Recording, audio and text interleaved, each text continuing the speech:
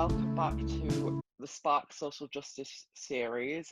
This is the fourth episode, and my name is Tom Allen. We're delighted to welcome John Battle, former Leeds West MP, to talk about his passion for community, ongoing commitment towards social justice, and how his faith has inspired and been a source of strength during the campaign for justice. Hi, John, welcome.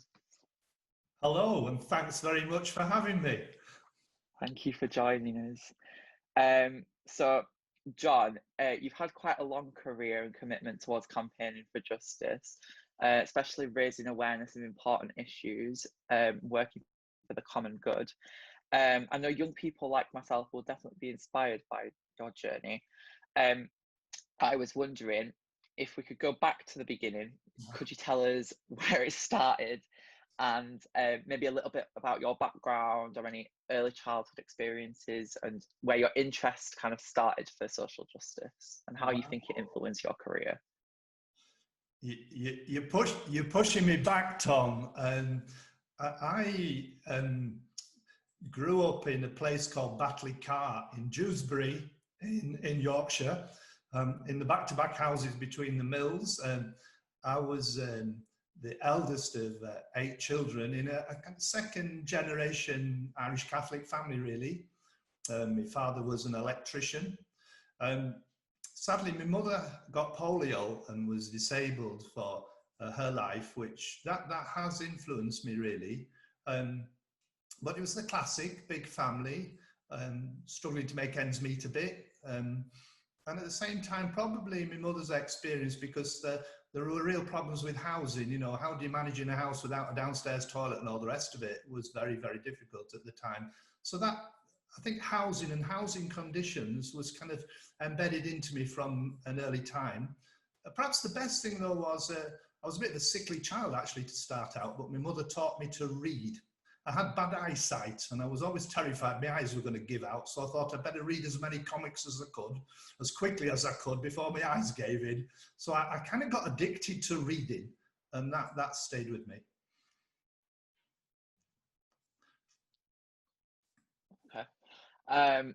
Okay, so I'm at the stage now where I'm heading to university in September, hopefully, and obviously thinking about a future career. Where did you kind of get the realization that you wanted to do? What kind of age was that at, and what kind of influenced that decision? Yeah, gosh, I don't think I've never had a sense of a straight line, but my development was different to a lot of people's. You know, as a kid, I went to church, I became an altar boy, and I think I got recruited to go to a seminary to train to be a priest at the age of 11. And there, from those years, and I was in a seminary for a long time, until I was 21, in fact. So I was away in a kind of a boarding school stroke monastery. And you did develop a strong sense of God calling you to something, at that time, maybe to be a Catholic priest. And I think there was a good sense of direction then. But then, in the seminary from 18 to 21, it was at the time of the Second Vatican Council, and things had changed dramatically in the church. So you didn't sit just and pray in the chapel all the time. At 18, I was in a seminary near Liverpool in Wigan, and the teachers, the priests that were teaching us would say, well, what do you want to do when you're a priest? Who do you want to work with? And some said, perhaps to work in an old folks home with older people. Some said in hospitals to minister to people in hospital and to the dying. Some said they wanted to be teachers and work in schools. And I, because of thinking about housing conditions really, said I want to go and work with tenants associations. So they sent me to this massive council estate on the edge of Liverpool called Kirby. And they sent me out and said, well, go there 2 days a week and see how you get on, and then come and report back. So for 2 days a week, I worked with tenants groups, mums and tots groups in Kirby. And then we came back for lectures, yes, on theology, scripture. We studied the history of the church. We studied the Vatican Council documents, but we also studied philosophy and social science as well. And you reflected on that experience. And I think I worked in Kirby and in Wigan with tenants associations for about 3 years. And if I'm deadly honest, I think I got a bit burnt out with it, with rushing backwards and forwards and doing that. So I decided to press the pause button on training to be a priest. Strangely enough, I thought I'd go off to be a Trappist monk and live in silence, but I was only there about a week when they realized everything that I didn't, which is that I couldn't keep my mouth shut for more than a day. So it wasn't perhaps the vocation for me. So I stepped back. At that point, I had a personal spiritual director in the seminary, and he died when I was out. And I was left and felt a bit bereft at my whole story. Where am I going? What do I do? I'm 21. I've not been to university. I haven't got a job. Haven't an idea what I'm going to do. I'd looked at monasticism, different monastic traditions, but I then ended up back in Leeds because I was attracted actually to an organization which was organized, Little Brothers of Jesus, organized by a man called Charles de Foucault. And he gave up his life and went and lived in the desert. A really great hero of mine, if you like, a saint of the church. And they had a small community in Leeds. So I knocked on the door and said, can I come and join your community? And they said, no, go get a job, which was quite a good idea, really. In fact, what I did was I decided to go to university and study because I hadn't got a degree. And it was my brother that said, you could sit in the library and read books if you want. If you go to university, you don't have to do anything else. And that attracted me at the time. So I went to the university. And then, strangely, I got involved in where I lived in a shared house on a terrace street near the university. I got back into organising tenants groups again. And we had a great demonstration against the council that wanted to demolish the houses. And I got involved in housing campaigns. And while I was at university, people asked, would I like to be involved more in politics? And by accident, in a way, I got involved in the Labour Party politics and they asked me to stand for the council. So I ended up, while I was at university, becoming one of the youngest councillors in the city, campaigning on housing. And that took me into the issues of housing and that took me into politics, really. But it wasn't a plan. It was almost by accident. So I'm quite interested to know about your work as an MP. So what can you tell? So obviously the housing was very important, but what other things were important and what kind of major challenges did you have to overcome? And how did your faith influence your work as an MP as well? Wow, I think again, the housing, while you were a councillor at that time, it was late 1979, 80 through to the early 80s, you had to have a job at the same time. The councillor was a part-time unpaid job. And I was involved at that time setting up an organisation in Manchester, actually. I travelled to Manchester to set up Church Action on Poverty. And one of the reasons for that is where I was a councillor in Hunslet, you could see the poverty all around you and you were trying to deal with it on a one-to-one basis. And I'd been used to working with groups and tenants groups. And what became stronger and stronger was the question of causes of poverty. And at that time, there was a great man called Helder Camara, and we'd set up the Leeds Catholic Justice and Peace Commission for the Diocese of Leeds. And I was involved in the early days of setting that up. He came to Leeds on a visit. We filled the town hall to listen to him. And his work in Northeast Brazil was among very poor people in Northeast Brazil. And he came out with the statement, you know, when I give food to the hungry, they call me a communist. When I ask why they are poor and hungry, or rather, when I give food to the poor, rather, they call me a saint. But when I ask why they are poor and hungry, they call me a communist. And it was that question, why are people poor and hungry? Can we ask the questions? What are the issues of structures? And that's what took me to Church Action on Poverty, really. I was the first director of it, and we weren't giving out food and blankets, we were asking causes. At that time, there was a great man who influenced me called Peter Townsend, who published a massive report on poverty in the UK in 1978. It was actually saying poverty's structured into our society because of the way we distribute wealth and power. It was a massive report analysing poverty in the 70s in Britain. And I was really trying to say, what are the causes? What are the causes? Now, working on the council, we were able to do some work on those issues. What can we do locally to tackle the structures of injustice and poverty locally? And I suppose I became a bit of a noise on the council, couldn't keep my mouth shut, asking the questions, trying to set up local economic opportunities for the unemployed, for example, tackle the housing problems of the great big estates that we had to knock down because they were such terrible conditions. It was called Hunslet Grange, for example. And out of that, I was asked then to stand for Parliament. I stood at first in a seat that everyone, don't worry, you can't win, just fly the flag.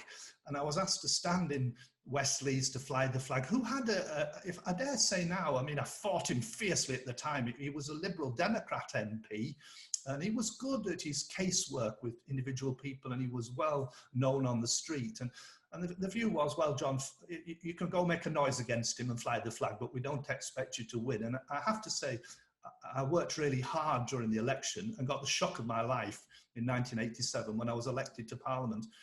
I remember getting elected and watching the votes in the town hall pile up. By this time I was married with 3 children. And I remember turning to my wife, Mary, and saying, Mary, I'm going to win. What do I do now? And she actually said, I think you're going to London, you fool. And it had never dawned on me that this was going to really change my life. And so it was a shock, and it wasn't a plan. I didn't set out on the back of an envelope like Michael Heseltine to become an MP or anything like that. It just the way, and that makes me think, the question you ask, our lives are not straight like arrows. You know, you don't have a ladder to climb up with set rungs and distance between the rungs. And vocation isn't a straight line either.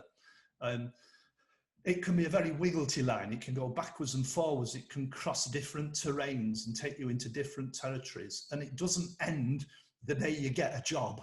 You know, it's a lifetime thing of finding yourself. And amazingly, my daughter's married an Italian, and our grandchildren were born in Siena, which has made me a great fan of St. Catherine of Siena. And she came out with a lovely, lovely line. This woman wasn't a nun. She was a very holy activist in a time of plague, wandering around the streets on her own, trying to help people who were suffering from the plague.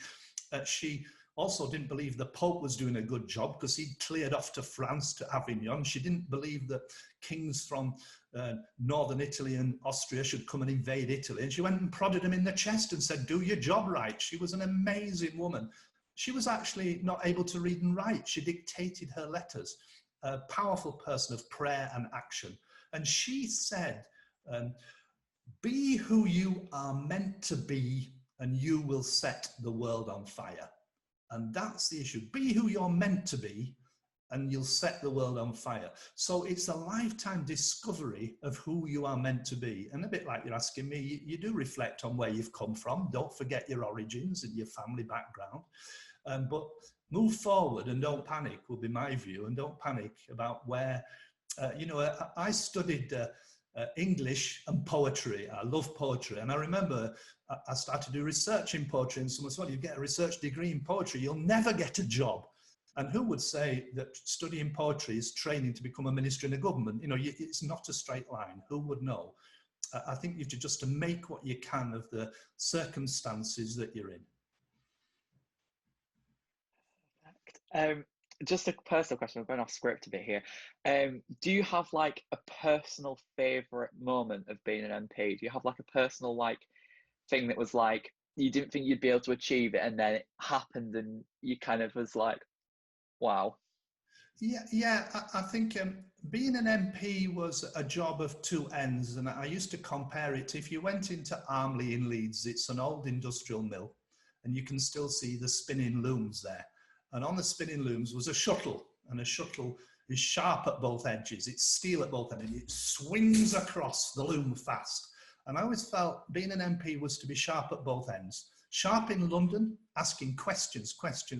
When I got elected in '87, it was Mrs. Thatcher, high unemployment, poverty. So challenging that, the structures, why is this going on at the London end? But at the Leeds end, being sharp, listening to people, being in touch, going around the communities. And that was the best part of the job for me. And sometimes I found when, you know, in Parliament, you had great arguments and rows, and sometimes I remember suggesting, would you believe, a statutory minimum wage in 1988 when I was in the first year. And I couldn't even convince my colleagues in the Labour Party.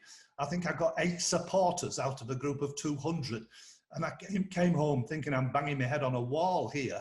And I would just then perhaps go out into the neighbourhood and just on my own knock on the doors and say, I'm your MP, are you all right? Go around the houses. And I got such a buzz off the people. The people I represented were great, great people. And so when you say what the best moments are, sometimes the best moments are when someone will pass you in the street and say thank you, because you tried to help in some way or raise some issue for them. Those were the great moments rather than making a great law. And that rootedness for me is what politics should be about. Yeah. Also, so obviously a lot of the people who will be watching this are young people like myself that have been obviously working with a project. And I know a lot of people are trying to start a campaign of some kind. Do you have any tips to start a campaign and how to kind of formulate it so it's successful? Well, I think I'm amazed at campaigning at the present time and young people's capacity. I mean, to turn thousands out on the streets at the press of a button on a phone, you know. I remember my son saying to me early on, he said, Dad, if you want 1,000 at the town hall, give me 10 minutes and I'll send a text out. And I thought, wow, you know, I used to have to give out leaflets and go around the doors or hand them out in the city centre and try and encourage people to gather round. So the capacity using technology is a brilliant way to call people together. But the key, I think, is communicating clearly the passion of the message and convincing people that, yes, things are complicated, and not to turn them into the naively simplistic and reducing everything to a facile slogan, but taking people with you to say, yes, we are all complex, but we can challenge what's going on. And I find that incredibly encouraging. And that does mean bigger and bigger efforts in communicating. And I think we're now talking in times of really challenging times when we can't get together for big gatherings really in the same way. We have to find ways of communicating that draw people together and actually focus the messages onto power. I'm very keen on the citizens' method of organising, pulling people together so that the power of the people is released and focused at power. For example, one of the projects in Leeds that the Justice and Peace Commission in the diocese sponsors is the St. Monica's Project for asylum seekers who have so far been turned down but are appealing. They have no recourse to public funds. That's a very particular phrase. It means the council can't help them unless they've got children and they're on the street. If they're an individual, including an individual woman, they can't get any money from any state source. They can't get any housing. They have to sofa surf, live with a friend, or they're forced out onto the streets. Now, I think we need to focus on a prime minister when he answers questions that don't even know that was the case to really get that law changed and rubbed out. And so we have to be very clear about our demands. Just as in Church Action on Poverty, we have to keep focusing on the causes of poverty. And as some of the great saints in the early church, you know, Saint John Chrysostom, to name but one, who lived in the early centuries, you know, the problem of poverty is connected to the problem of wealth. It's not just poor people aren't working hard enough. People are working and they're poor. So it's the way we share our wealth out. And that does throw us into a whole series of questions about growth, about the environment, the link between work and the environment. And it's also questions about power. Who makes the decisions and how do we open up power? And I think we have to engage young people in the power question much more, because they really do get the injustice. It's how do we, having focused on the injustice, build the power? Because at the end, I remember once believing that power came from the top down, and in some ways it does. A dictator and an autocrat can alter the law. You know, or rather Trump can sign a piece of paper to change the law and demand things. But really power isn't handed down.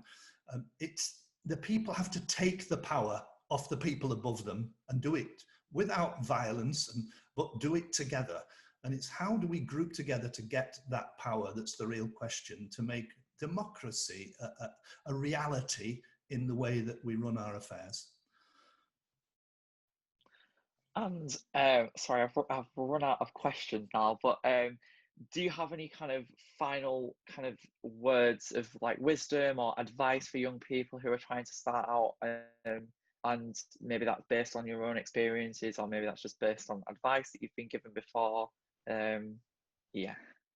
Yeah, perhaps some would say that I'm, my wife would say I'm incredibly romantic about monasticism, and I am.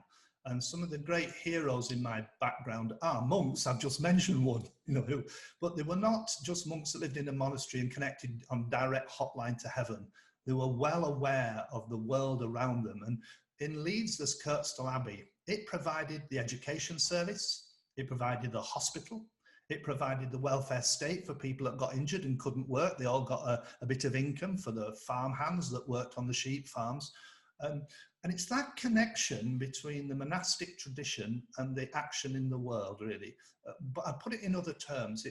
It's how do we link our life of prayer and liturgy to our action to change the world? And the two must go as two joined hands, not prayer over here and action over here, but bring them together. And I think that's the challenge of that I personally, I sometimes say if I stand in the grounds of Kirkstall Abbey, I can see Armley Prison. And that was in my constituency, and I had a lot of contact with people in the prison. And the prison's a place where we dump people, frankly, that we don't know how to cope with in society. There's not much or enough rehabilitation going on there at all. They're tipped out on the street with a bag of underwear and expected to survive. So I think they're a massive challenge in our society. How do we cope with people that are broken, yes, by alcohol, by drugs, by violence? How do we link the monastery and the prison together? What's the connection to bring together those two worlds, the world of prayer and the maelstrom of the needs of the world?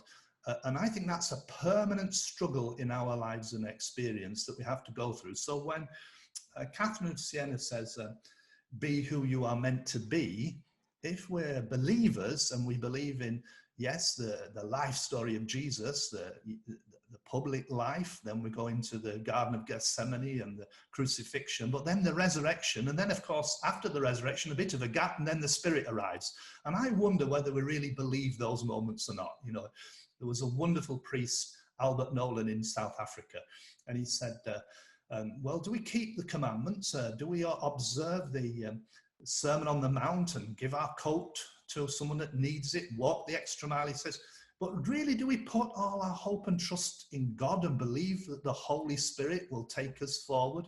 No, we don't. We give up at that point. And I think holding those things together is a lifetime struggle. I've just got one more question. So obviously there's lots of social justice campaigns going on at the moment. Have you seen any that are particularly inspiring to you? And do you think there's some gaps in the moment that people, that maybe young people are missing out, or issues that you think that like young people could tackle? Yeah, I think to some extent the campaigning is crisis driven. And by that, I mean, we hit the streets and say with Extinction Rebellion, with, terrible at the moment, the virus is devastating the indigenous people in Amazonia.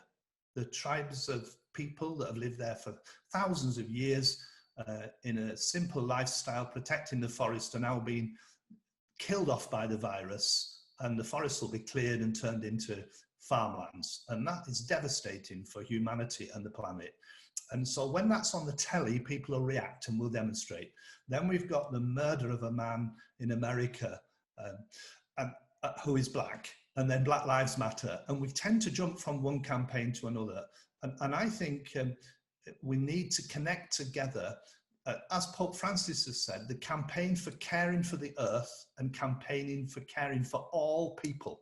And that does include linking, for example, a campaign for poverty in Leeds to a campaign for poverty in Amazonia or in Brazil, or indeed in Africa, or indeed for people in refugee camps. And so we have to widen our vision to be local and global at the same time. Now that's complicated, but at the same time, I think young people are more than brighter than our generation were.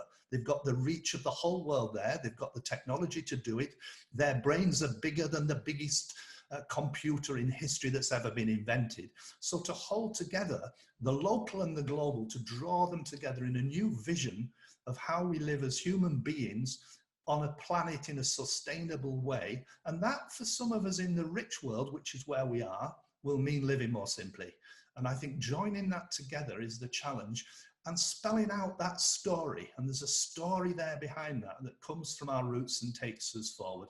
And I think what we need is the bigger picture all the time. Yes, accepting that it's complicated, but not being afraid of the future.